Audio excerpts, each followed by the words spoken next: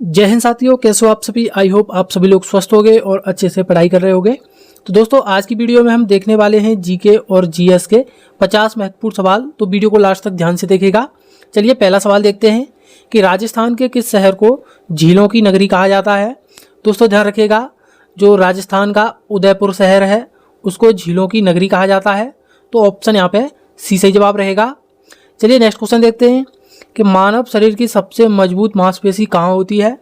तो जो मानव शरीर में सबसे मजबूत मांसपेशी होती है वो ध्यान रखिएगा जबड़े में होती है। तो ऑप्शन यहाँ पे हमारा बी सही जवाब रहेगा। अगला सवाल है कि भारत की सबसे गहरी नदी कौन सी मानी जाती है। दोस्तों भारत की सबसे गहरी नदी ब्रह्मपुत्र नदी मानी जाती है। ध्यान रखिएगा ऑप्शन यहाँ पे सी सही जवाब रहेगा। अगला सवाल है हमारा कि क्रिकेट का मक्का किस क्रिकेट ग्राउंड को कहा जाता है। तो जो क्रिकेट का मक्का कहा जाता है वो ध्यान रखिएगा लंदन के लॉर्ड्स क्रिकेट स्टेडियम को कहा जाता है। तो ऑप्शन यहाँ पे बी सही जवाब रहेगा। नेक्स्ट क्वेश्चन देखते हैं कि विश्व कंप्यूटर साक्षरता दिवस प्रतिवर्ष कब मनाया जाता है। दोस्तों ध्यान रखिएगा, जो विश्व कंप्यूटर साक्षरता दिवस मनाया जाता है वो 2 दिसंबर को मनाया जाता है। तो ऑप्शन यहाँ पे बी सही जवाब रहेगा। चलिए नेक्स्ट क्वेश्चन देखते हैं कि भारत की पहली महिला आईपीएस अधिकारी कौन बनी थी। तो जो भारत की पहली महिला आईपीएस अधिकारी थी वे ध्यान रखिएगा किरण बेदी थी। तो ऑप्शन यहाँ पे डी सही जवाब रहेगा। चलिए अगला सवाल देखते हैं कि भारत का सबसे लंबा राष्ट्रीय राजमार्ग कौन सा है।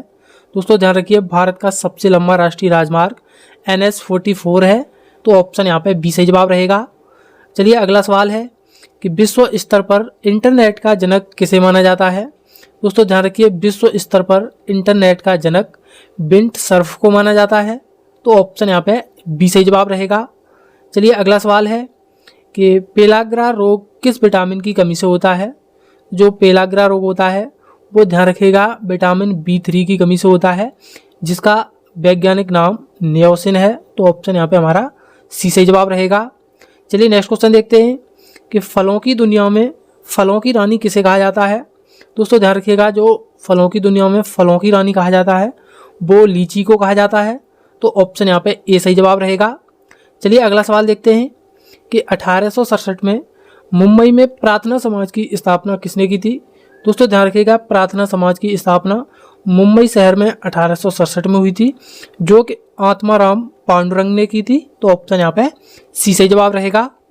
अगला सवाल देखते हैं कि विजयनगर साम्राज्य के अष्टदिग्गज किस राजा के दरबार में थे। दोस्तों ध्यान रखिएगा, जो विजयनगर साम्राज्य में अष्टदिग्गज थे वे कृष्णदेव राय के शासनकाल में थे। तो ऑप्शन यहाँ पे बी सही जवाब रहेगा।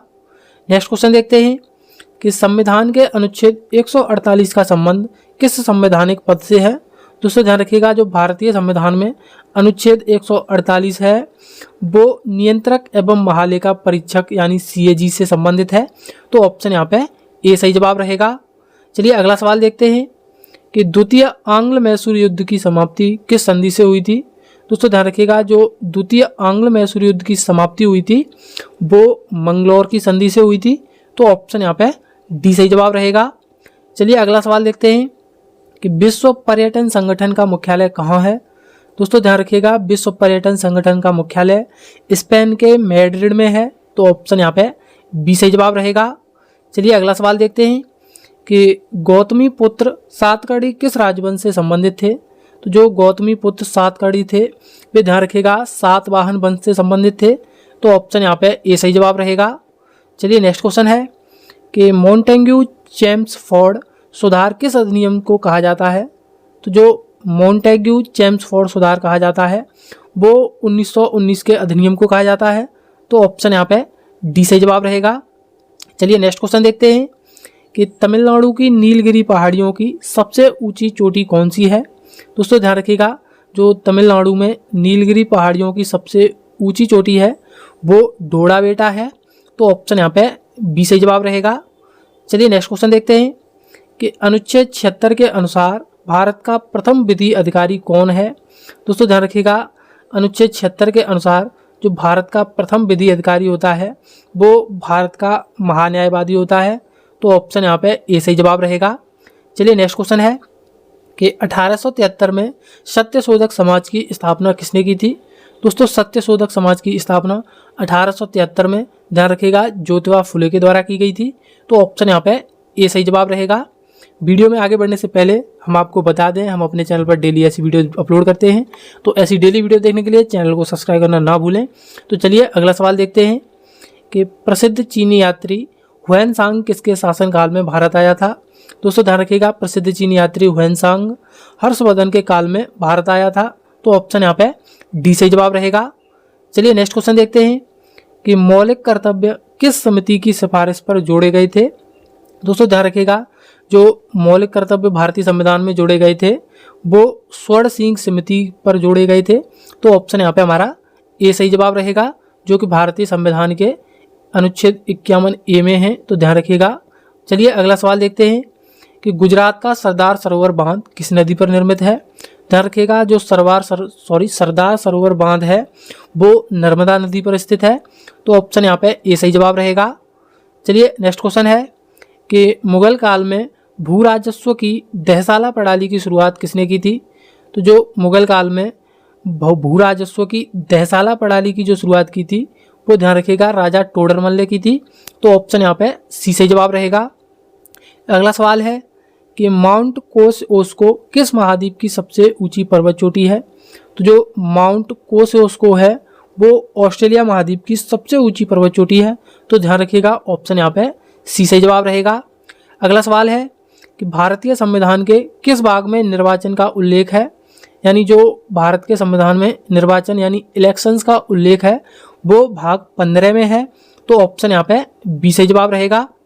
चलिए नेक्स्ट क्वेश्चन देखते हैं कि पश्चिम बंगाल के सुंदरवन क्षेत्र में कौन से वृक्ष पाए जाते हैं। तो दोस्तों ध्यान रखिएगा, जो पश्चिम बंगाल के सुंदरवन क्षेत्र में सबसे अधिक जो वृक्ष पाए जाते हैं वो मैंग्रोव वृक्ष यानी सुंदरी के वृक्ष पाए जाते हैं। तो ऑप्शन यहाँ पे सी सही जवाब रहेगा। चलिए अगला सवाल देखते हैं कि 1928 के प्रसिद्ध बारडोली सत्याग्रह का नेतृत्व किसने किया था। तो जो बारडोली का सत्याग्रह हुआ था वो 1928 में हुआ था और ध्यान रखिएगा इसका नेतृत्व सरदार वल्लभ भाई पटेल के द्वारा किया गया था। तो ऑप्शन यहाँ पे डी सही जवाब रहेगा। नेक्स्ट क्वेश्चन है कि अंतर्राष्ट्रीय न्यायालय में कुल कितने न्यायाधीश होते हैं। दोस्तों ध्यान रखिएगा, अंतर्राष्ट्रीय न्यायालय में कुल 15 न्यायाधीश होते हैं। तो ऑप्शन यहाँ पे ए सही जवाब रहेगा। चलिए नेक्स्ट क्वेश्चन देखते हैं कि पक्षियों के शरण स्थल के लिए प्रसिद्ध केवलादेव राष्ट्रीय उद्यान कहाँ स्थित है। तो जो केवलादेव राष्ट्रीय उद्यान है वो पक्षियों के शरण स्थल के लिए प्रसिद्ध है और ये राजस्थान में स्थित है। तो ध्यान रखिएगा, ऑप्शन यहाँ पे डी सही जवाब रहेगा। अगला सवाल देखते हैं कि मस्तिष्क की विद्युत गतिविधियों को मापने के लिए किस जांच का उपयोग होता है।